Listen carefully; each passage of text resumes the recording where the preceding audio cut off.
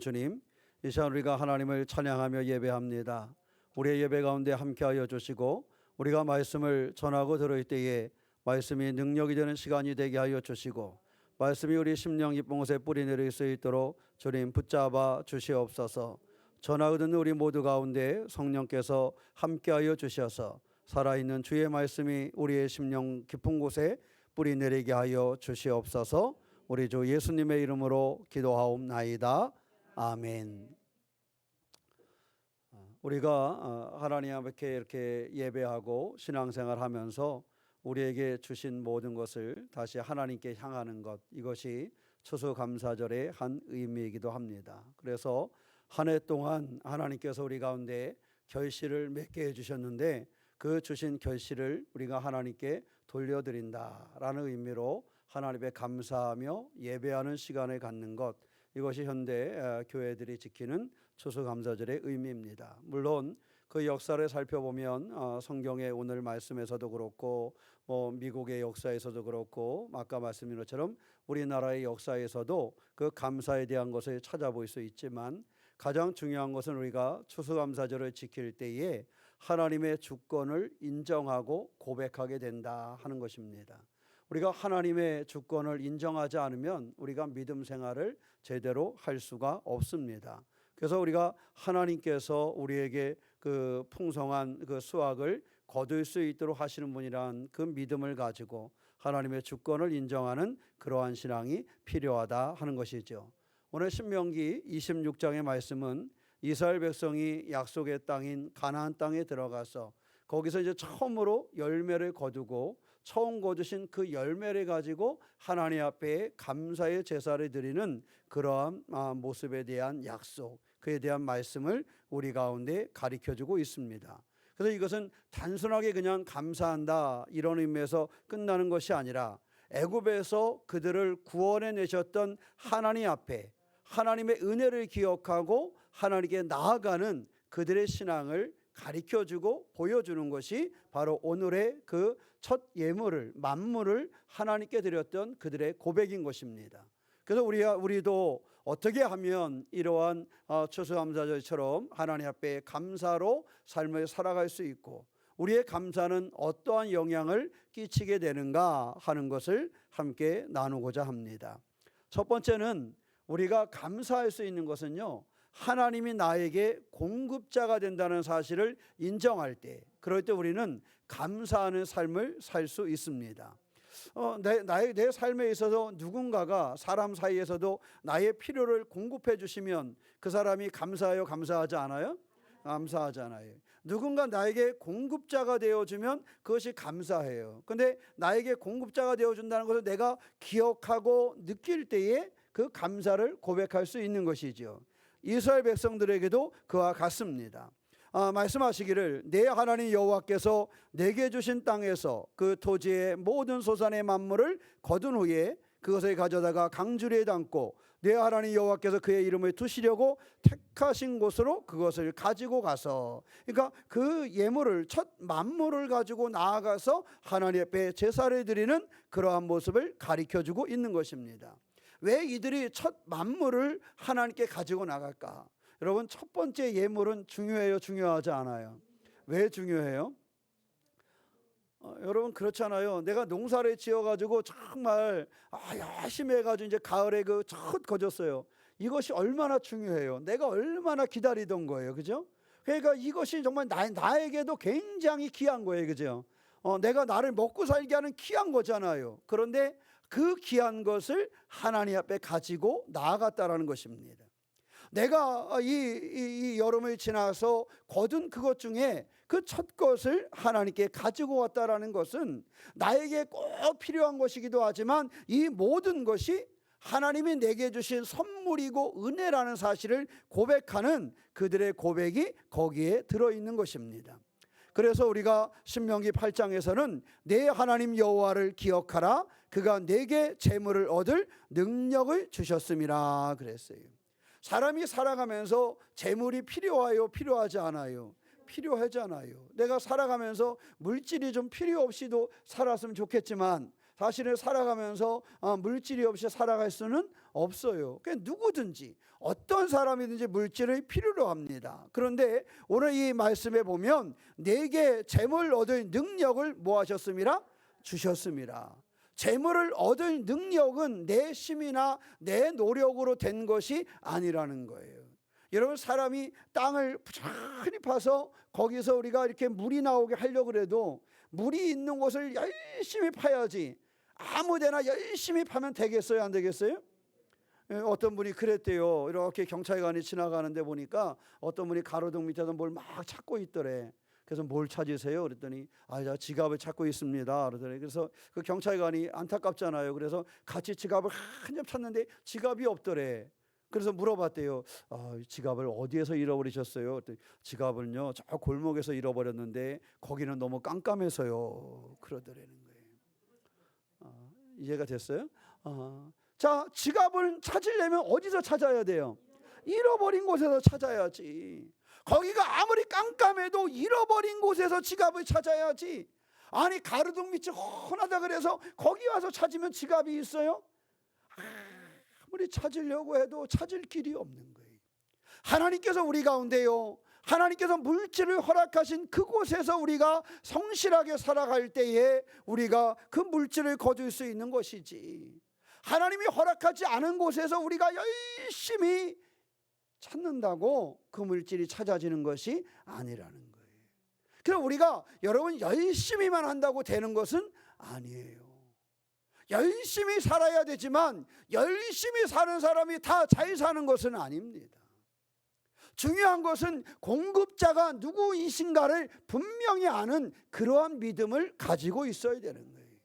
오늘 성경은 우리 가운데 이야기합니다. 내게 재물 얻을 능력을 주셨습니다. 너에게 그 능력을, 그 힘을 주신 것은 하나님이라는 사실을 가르쳐주고 있는 것입니다. 그렇기 때문에 모든 것이 하나님의 은혜이지 내 힘으로 내 수고로 이루어진 것이 아니라는 거예요. 그래서 그리스도인들은요, 하나님의 은혜를 고백하며 겸손하게 자기에게 주어진 삶을 살아가야 하는 것입니다. 왜? 내 힘으로 되거나 내 수고로 된 것이 아니라 오직 무엇으로? 하나님의 은혜로 된 것이기 때문에, 오직 하나님이 주셨기 때문에 그것이 가능하다라는 사실을 알기 때문에 그렇습니다. 신명기 8장 10절로 18절 말씀에 보면 내가 먹어서 배부르고 내 하나님 여호와께서 옥토를 내게 주셨으므로 그랬어요. 내가 먹어서 배부르고 내 하나님 여호와께서 옥토를 내게 뭐 하셨으므로? 주셨으므로. 그러므로 말미암아 그를 찬송하리라 그랬어요. 내가 거기에서 나는 것을 가지고 배부르게 먹기는 하는데 그 옥토를 만들고 주신 분은 누구시라는 거예요? 여호와 하나님이시라는 겁니다. 이어서 이야기합니다. 18절 말씀에 내 하나님 여호와를 기억하라. 그가 내게 재물 얻을 능력을 주셨습니다. 이것이 연결되는 말씀인데, 하나님께서 우리 가운데 주셨기 때문에, 하나님께서 우리 가운데 재물 얻을 그러한 능력을 주셨기 때문에 우리가 그러한 풍요함을 누릴 수 있다라고 우리 가운데 말씀하고 있는 것입니다. 그래서 모세는 백성들이 항상 하는 얘기가 하나님을 기억해라. 내게 공급자가 되시는 하나님을 기억하라라고 이야기하는 것입니다. 사랑하는 성도 여러분, 여러분의 삶의 자리에서 힘쓰고 애쓰고 땀 흘리며 눈물 흘리며 살아가는 거 잘 압니다. 그러나 여러분들이 수고하고 애쓰고 땀 흘리는 그것이 하나님이 축복하시지 않으면, 하나님이 능력을 주시지 않으면, 하나님이 건강을 주시지 않으면, 하나님이 헤쳐나갈 지혜를 주시지 않으면 감당할 수 없다라는 사실을 기억하시기를 축원합니다. 온전히 그것에 공급자가 되시는 분은 하나님이라는 사실을 우리는 잃어버려서는 안 되는 것입니다. 그저 좋은 일이 있어서 기쁜 마음을 갖는 것이 아니라 모든 좋은 것이 하나님께로부터 왔다는 사실을 인정하는 그러한 신앙이 우리 가운데 필요한 것입니다. 감사는 그 근원이 무엇인지를, 공급자가 무엇인지 누구인지를 알 때 이루어질 수 있는 것입니다. 그래서 이 사람들이 하나님 앞에 감사의 제사를 드린 것은 단순히 우리가 풍성하게 이렇게 거뒀으니까 우리가 감사의 제사를 드리자 이런 정도가 아니라, 그것은 그들이 하나님이 나의 주인 되심을 고백하는 신앙의 고백이라는 사실입니다. 그들의 하나님이 내 삶에 은혜를 베푸시고 힘을 주신다는 사실을 인정하는 그러한 신앙의 고백이라는 사실을 기억하시고, 나의 삶의 공급자는 하나님이라는 사실을 늘 기억하고 그의 은혜를 말할 수 있고 고백할 수 있는 그러한 신앙의 삶을 살아가시기를 축원합니다. 고린도후서 9장 10절로 11절 말씀에 보면, 심는 자에게 씨와 먹을 양식을 주시는 이가 너희 심을 것을 주사 풍성하게 하시고, 양식을 주시는 이가 풍성하게 하시고 너희 의의 열매를 더하게 하시리니, 너희가 모든 일에 넉넉하여 너그럽게 연보를 하면 그들이 우리로 말미암아 하나님께 감사하게 하는 것이라. 그러니까 그 자체를 양식을 주시고 풍성하게 하시고 열매를 맺게 하시는 분이 하나님이심을 고백하는 것입니다. 그 고백 가운데 하나님께서 그들을 풍성하게 채우시고 그들의 삶을 돕는다라는 사실을 가르쳐 주고 있는 말씀입니다. 우리가 이러한 모습으로 삶을 살아내시기를 축원합니다. 여러분의 모든 삶의 자리에서 그것에 움직이시고 주관하시고 공급자가 되시는 분은 하나님이심을 잃어버리지 않는, 내 사업의 공급자가 하나님이심을 잃어버리지 않는, 내 삶의, 내 직장의 공급자가 하나님이심을 기억하고 살아가는 그러한 믿음의 주인공이 되시기를 축원합니다. 창세기 22장에 가면 아브라함 이야기가 나옵니다. 여러분들이 잘 아는 것처럼 아브라함이 그 땅 이름을 여호와 이레라 이렇게 정했어요. 왜 그랬냐면 그가 이삭을 하나님께 드리려고 그랬었는데, 그 드리려고 나아갈 때 하나님께서 무엇을 준비해 놓으셨어요? 재물을 준비해 놓으셨어요. 그래서 아브라함이 하나님께서 준비해 주시는구나, 그래서 여호와 이레라 이렇게 얘기를 했어요. 하나님께서는 예비하시는 분이시다, 하나님께서는 준비하시는 분이시다. 그래서 여호와 이레를 고백하고 그가 하나님을 찬송하고 하나님을 높이고 제사했다라는 사실입니다. 하나님은 이렇게 우리의 필요를 아시고 가장 합당한 때에 그 필요를 공급하시는 분이 하나님이심을 기억하시기를 축원합니다. 그래서 믿음의 사람들이 삶의 곤란함을 당하기도 하고 삶의 여러 가지 힘겨운 문제를 만났을 때 하나님께 나아오는 것입니다. 왜? 하나님이 그것에 뭐가 되심을 알기 때문에, 공급자가 되심을 알기 때문에. 그래서 우리는 내게 주어진 모든 일에 성실해야 되지만, 열심히 살아야 되지만 열심만으로 되지 않는다니까요. 공급하시는 그 하나님을 바라볼 때 내 삶에 복이 되고 능력이 되는 것이지, 공급자 되시는 하나님이 움직이실 때 우리 가운데 그 하나님 풍성히 거두게 하시는 그 열매가 우리 가운데 맺혀지는 것이지, 내 능력으로 내 삶으로 다 살아낼 수 없습니다. 가만히 보면 세상에 열심히 살지 않는 사람이 누가 있습니까?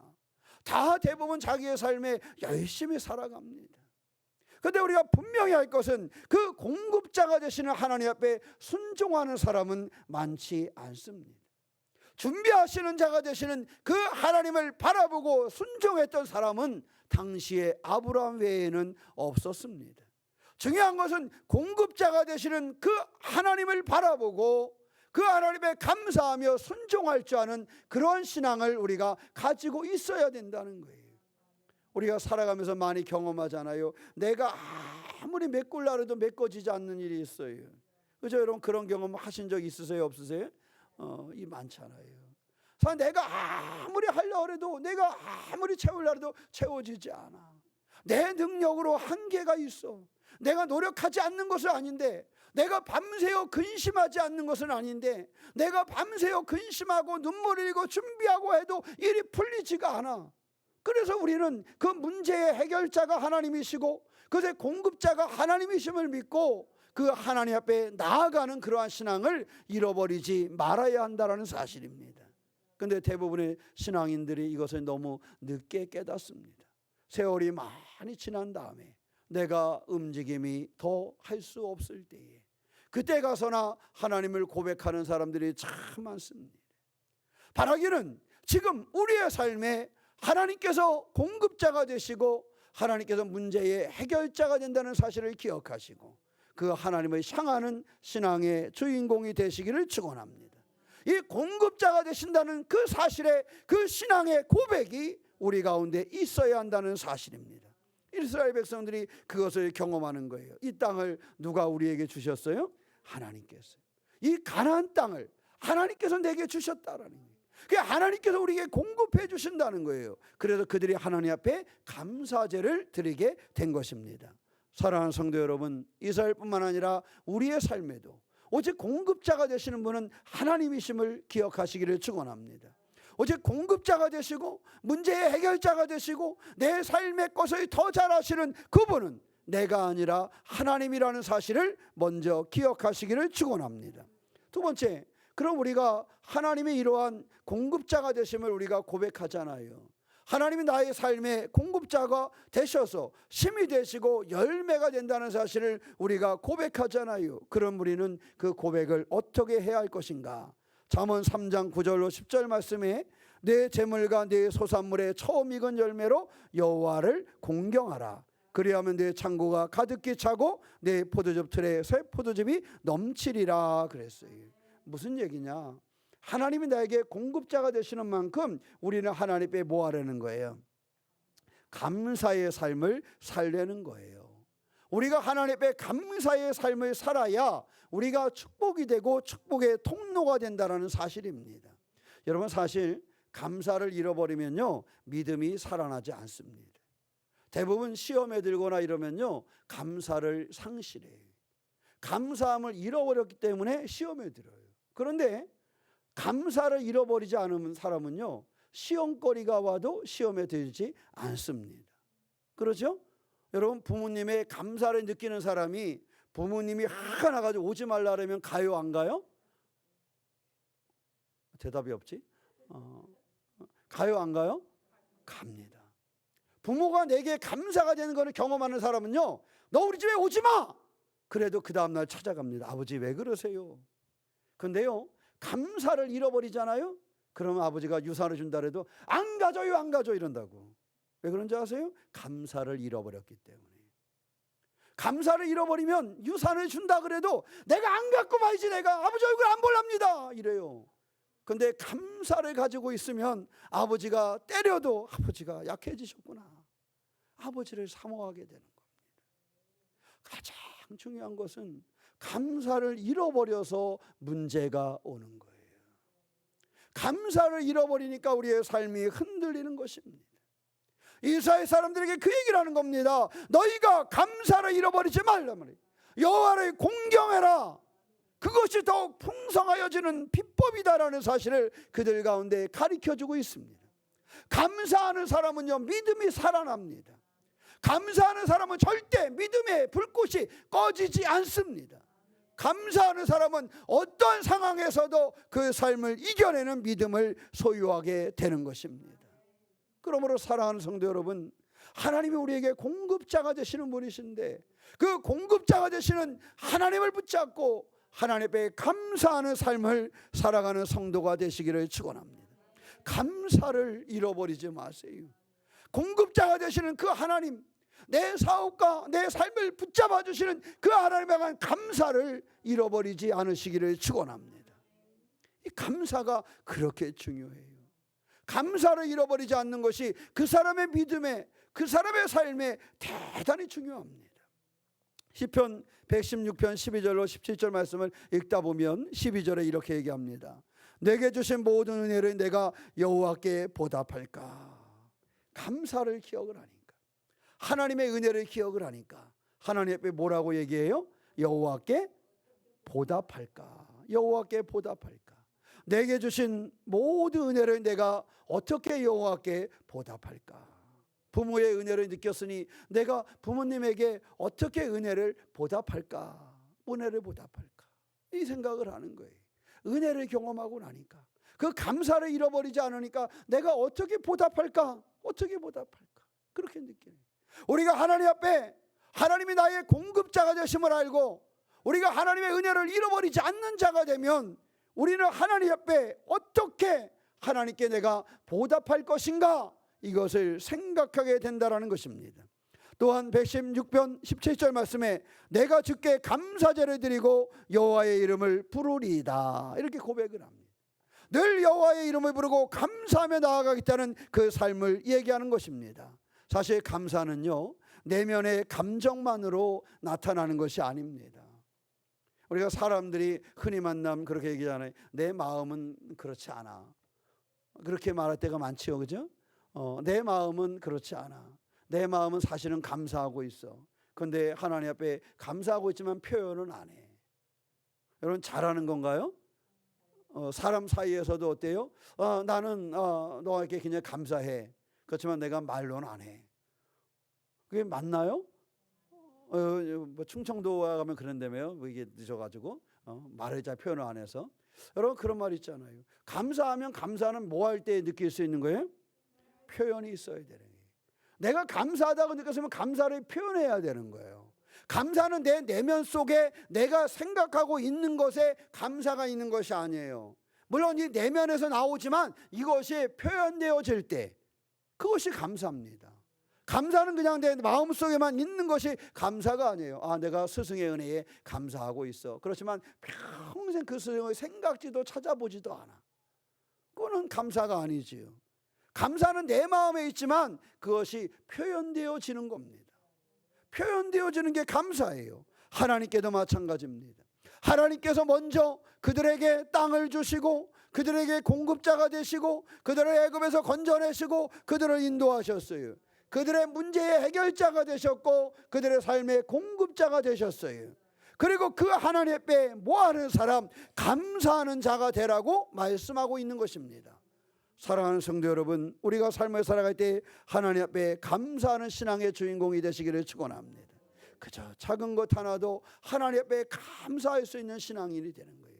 감사는 여러 가지로 나타납니다. 어떤 경우에 우리가 하나님께 감사해서 헌금을 드릴 때도 있고, 어떤 때는 하나님께 감사함으로 예배를 드릴 때가 있고, 어떤 때는 내가 너무 하나님의 은혜가 감사해서 어느 순간에 찬양을 부를 때가 있고, 어떤 동안 내가 하나님께 너무 감사해서 교회 나와서 막 봉사할 때가 있고, 하나님께 너무 감사해서 어려운 사람들을 돌볼 때도 있고, 감사의 표현은 여러 가지로 나옵니다. 예배로 나오기도 하고 순종하는 삶으로 나오기도 합니다. 그러니까 중요한 것은 하나님의 감사를 잃어버리면 이런 표현이 나타나지를 않습니다. 그래서 우리는 하나님이 우리의 삶의 공급자가 된다는 첫 번째 사실을 기억하고, 하나님 앞에 감사하는 그 감사를 표현하는 예배의 사람, 그 감사를 표현하는 순종의 사람, 그 감사를 표현하는 믿음의 삶을 살 수 있어야 한다는 사실입니다. 바라기는 하나님의 공급자 되심을 분명히 믿으면서 하나님의 감사를 표현할 수 있는 신앙의 사람이 되시기를 축원합니다. 누가복음 7장 37절로 38절 말씀에 그 동네에 죄를 지은 한 여자가 있어 예수께서 바리새인의 집에 앉아 계심을 알고 향유 담은 옥합을 가지고 와서 예수의 뒤로 그 발 곁에 서서 울며 눈물로 그 발을 적시고 자기 머리털로 닦고 그 발에 입 맞추고 향유를 부었다 그랬어요. 그는 뭐한 사람이라 그랬어요? 죄를 지은 여인이라 그랬어요. 그런데 그가 주님께 나아가서 향유를 부었다라는 거예요. 그런 주님 앞에 용서와 은혜를 받고 주님 앞에 감사를 표현할 줄 알았다라는 사실입니다. 계산하기 좋아하는 사람은 야, 그것이 값이 얼마인지 알아? 그것이 막노동하는 사람이 1년은 벌어야 되는 것이래, 이렇게 얘기하는 사람도 있었지만, 이 여인의 감사는 너무 컸기 때문에 주님 앞에 나아가서 그 제사함과 그 용서하심과 그 사랑하심의 감사함으로 그 표현을 하게 되었다라는 사실입니다. 진정한 감사는요, 가장 귀한 것을 그를 향할 수 있는 것입니다. 진정한 감사는요, 내게 소중한 시간과 내게 소중한 애들과 소중한 사건과 소중한 것들을 드릴 수 있는 것이 감사입니다.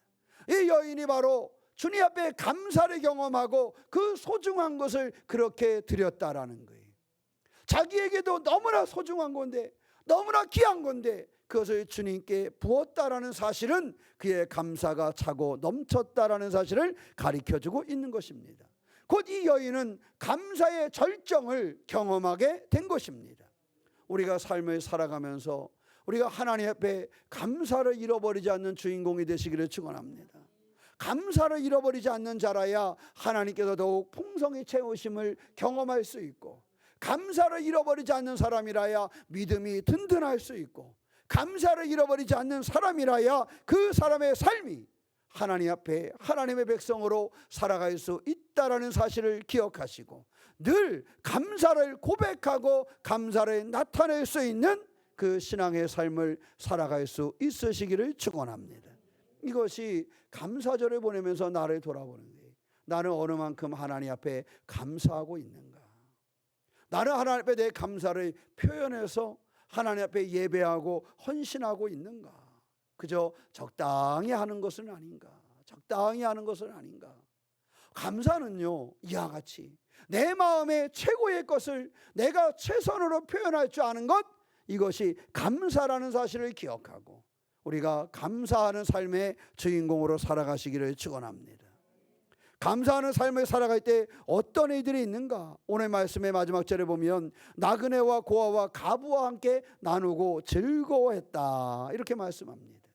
감사는요, 함께 나눌 때 더욱 풍성해지고 감사는 함께 나눌 때 다 그 공동체를 온전하게 세워갑니다. 그래서요, 감사하는 사람이 있는 교회와 불평불만이 있는 교회의 모습은 다릅니다. 여러분, 누군가 한 사람이 교회에 모였을 때 불평불만을 막 쏟아내기 시작하면 금방 교회 분위기는 싸늘해집니다. 물론 우리 교회는 그런 분이 없으니까 경험을 못 해보셨겠지만 우리의 삶을 살아가다 보면 그럴 때가 있어요. 그죠? 누군가가 불평불만을 한번 쫙 쏟아내면요, 그냥 그것이요 싹 돌아버립니다. 그래서 교회의 분위기가 이상해집니다. 집에서도 마찬가지 아닙니까? 갑자기 한 아이가 뛰어와가지고 엄마 난 말이야 이러고 불평불만을 싹 쏟아내보세요. 그러면 금방 그 집안 분위기가 어떻게 돼요? 아주 좋아지잖아요. 맞습니까? 맞아요? 아니잖아요. 집에서도요, 누군가 그 어린아이고 노인이고 상관이 없어요. 누구든지 불평불만을 딱 뱉어놓기 시작하면 그 집안 분위기가 잠깐 사이에 분위기가 이상해집니다. 감사는 또 불평불만은 그 공동체의 모습을 바꾸어 놓습니다. 집에서도 불평불만을 누군가가 표현하기 시작하고 늘어놓기 시작하면 분위기가 싸해지고 망겨지는 것이고, 직장도 그렇지요. 직장도 누군가가 불평불만을 싹 쏟아놓기 시작하면 분위기가 찬물을 끼얹은 것처럼 촥 무너지는 거예요. 교회도 그렇습니다. 모든 공동체가 사실은요, 불평불만을 쏟아내는 사람이 중심에 서느냐 감사하는 사람이 중심에 서느냐에 따라 달라진다는 사실을 오늘 말씀은 우리 가운데 가르쳐주고 있어요. 여러분, 감사도요 원래 한 사람에게서 시작이 되는 거예요. 한 사람이 하나님의 감사로 할 때, 감사로 참여할 때 함께하는 사람들이 생기는 거지. 불평불만도 한 사람이 불평불만을 쏟아놓을 때 두 사람, 세 사람이 되면서 그것이 분위기를 바꾸어 놓는 것입니다. 중요한 것은 이러한 감사만을 이야기하면 이런 감사의 감정은요 그 공동체의 모습을 바꾸어 놓는다라는 사실입니다. 옆 사람에게 한번 말해보세요. 감사의 마음이 또 감사의 표현이 교회를 바꾸어 놓는데, 아멘은 안 하지만 하여튼요, 내가 감사하는 마음을 가졌을 때 그 분위기와 다른 거예요. 오늘 말씀이 그거예요. 너희들이 하나님이 이 땅을 공급하여 주시고 공급자임을 믿고 하나님 앞에 너희들이 감사하며 제사를 드릴 때 너희와 함께하고 있는 나그네들도 고아들도 가부들도 즐거움을 누리더라. 감사가 있으니까. 교회도 마찬가지예요. 내가 감사함을 이야기할 때 교회 공동체가 힘을 얻고 교회 공동체가 웃음이 넘치고 교회 공동체가 복을 얻게 되는 것입니다. 그래서 우리는 감사의 언어를 쏟아놓을 줄 아는 그러한 신앙생활을 해야 됩니다. 감사의 고백을 할 줄 아는 그러한 삶을 살아야 하는 것입니다. 고린도후서 9장 11절 12절 말씀에 너희가 모든 일에 넉넉하여 너그럽게 연보를 하면 그들이 우리로 말미암아 하나님께 감사하게 하는 것이라. 이 봉사의 직무가 성도들의 부족한 것을 보충할 뿐 아니라 사람들이 하나님께 드리는 많은 감사로 말미암아 넘쳤느니라. 이것이 넘친다는 거예요. 한 사람의 감사가 그 성도들의 부족함을 보충하고 그것을 보충함으로 인해서 끝난 것이 아니라 그 감사가 어떻게 됐다? 이로 말미암아 넘치게 됐다. 여러분, 감사는 이와 같이요, 공동체를 넘치게 하고 힘을 갖게 하고 공동체가 기쁨을 갖게 하는 힘이 있는 것입니다. 그래서 우리가 정말로 하나님 공동체를, 하나님 교회를 멋지게 세우고 싶다라면 내가 감사를 잃어버리지 않아야 됩니다. 내가 감사를 고백할 수 있어야 됩니다. 여러분의 가정을 정말로 행복하게 만들어가고 싶으면 여러분이 그곳에서 감사를 고백할 줄 알아야 됩니다. 여러분의 직장을 감사의 직장으로, 풍성함의 직장으로 만들고 싶다면 여러분의 직장에서 감사를 고백할 수 있을 때에 그 직장이 그렇게 아름다운 직장이 될 수 있는 것입니다. 뭐 군생활 얘기를 하면 그렇지만 저희 군대에 있을 때 보니까요, 한 대대장이 있는데 이 사람은 웃는 걸 좋아해요. 삼상한학교 출신이었는데요, 그때는 삼상한학교 출신들이 별을 못 딸 때였습니다. 그런데 이 대대장이, 제가 그 장군을 모시고 있을 때 올라오면요, 여단본부의 분위기가 달라져요. 다른 대대장이 올라오면 안 그런데 이 대대장만 올라오면 여단본부의 분위기가 달라져요. 박주영 대대장이라고 이름도 안 잊어버리는데 그분만 올라오면, 육군 중령이었거든요. 그분만 올라오면 여단본부의 분위기가 확 바뀌어요. 들어와서 가는 곳마다 야 임마 뭐 이렇게 아주 그냥 분위기를 북돋우는데 얼마나 그 사람만 왔다 가면 여단 전체의 분위기가 들쑥들쑥 하는지 알 수가 없어요. 그 사람이 신앙생활하면서 바로 그러한 맛을 가지고 있는 사람이에요. 어디 가든지 야 임마 뭘 그거 가지고 그래, 감사하면서 해야지 막 이러면서 토닥여주고, 사병들을 만나면 호주머니에 있던 사탕 하나 꺼내, 야 임마 잘해보자, 너 차라리 휴가도 갈 수 있잖아 이러면서 자꾸 목 도와주고 힘을 주고 이래요. 근데 그 사람만 올라오면 여단 분위기가 달라지는 거예요. 여단장도 기분이 다 상해 있다가, 여단장이 별 하나짜리였는데 막 상해 있다가 그 중대장, 그 대대장만 와가지고 단장님 그러고 인사하고 다 들어서 막 하면 금방 막 웃어요. 이게 달라져요. 감사하는 사람 한 사람이 이와 같이 그 부대의 전체의 분위기를 바꾸어 놓더라고요. 사랑하는 성도 여러분, 감사하는 사람의 삶은 공동체를 바꾸어 놓습니다. 감사하는 사람의 삶은 교회의 모습을 바꾸어 놓습니다. 여러분이 감사를 잃어버리지 않을 때, 그럴 때 복된 우리 새로운 교회를 만들 수 있다는 사실입니다. 말씀드린 것처럼 그와 같은 길을 만들어가야 됩니다. 사도행전 2장 46절로 47절 말씀에 날마다 마음을 같이하여 성전에 모이기를 힘쓰고 집에서 떡을 떼며 기쁨과 순전한 마음으로 음식을 먹고 하나님을 찬미하며 또 온 백성에게 칭송을 받으니 주께서 구원받은 사람들을 날마다 더하게 하시니라.